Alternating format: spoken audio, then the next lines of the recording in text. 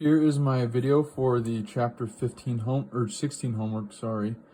Um, so yeah, I guess just to kind of start this video off, the equation I used the most in all of these problems was this equation right here.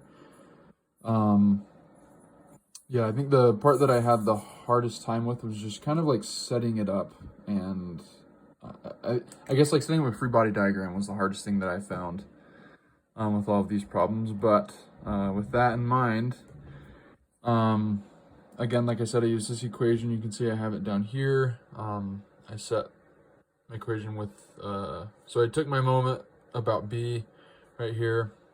That's what I have here. Set it equal to this equation right here, which I have here. Solve for my unknowns, and these are my answers right here. Number 2, I had a bit of a hard time following.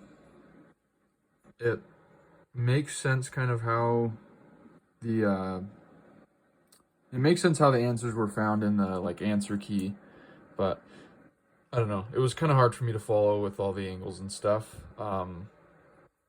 But my understanding is that you kind of do a lot of trig for the first part, and then at some point you do get to the point, you do get to the stage where you can use that equation, which I have set up here.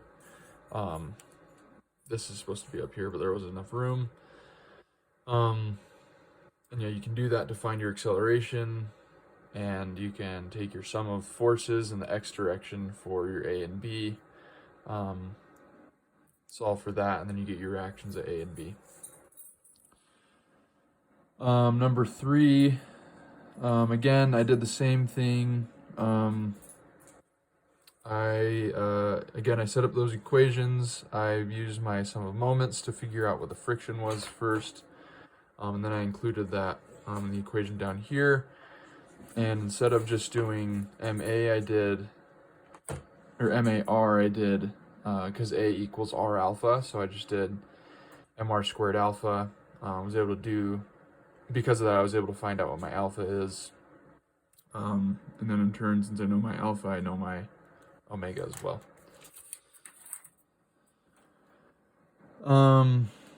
Here's number 4.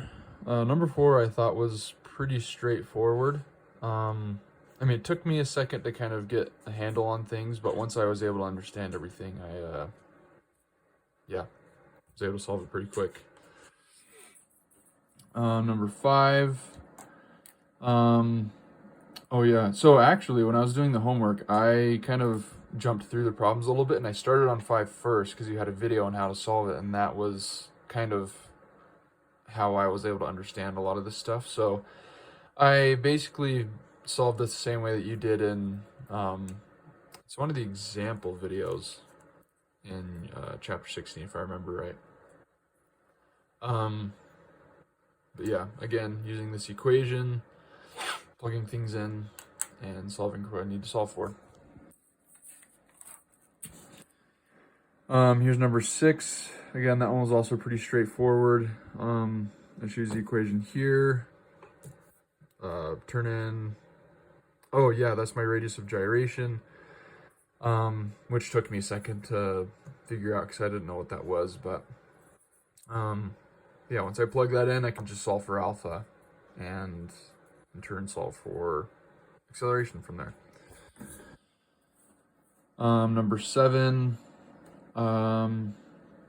Let's see, so I started up here.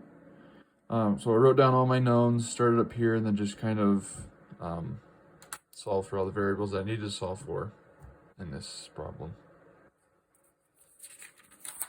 Number 8, I didn't really get, I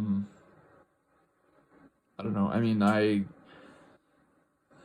followed along the answer key up until this point, but to go any farther, I would have just been copying it down, so I don't know, I didn't really feel like that was beneficial at all. So yeah, didn't understand number 8, but that's homework.